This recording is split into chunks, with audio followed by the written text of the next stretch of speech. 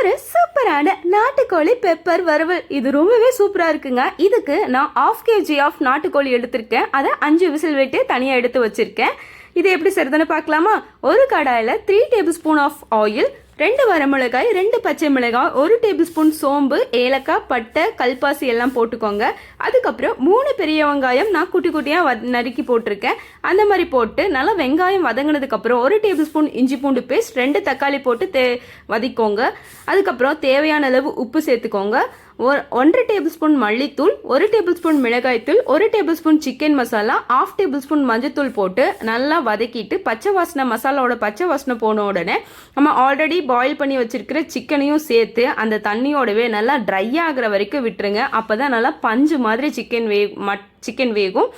so நல்லா try ஆனதுக்கப்புறம் final டச்சாக நம்ம 1.5 டேபிள் ஸ்பூன் ஆஃப் பெப்பரும் மல்லித்தலையும் போட்டால் சூப்பரான நாட்டுக்கோழி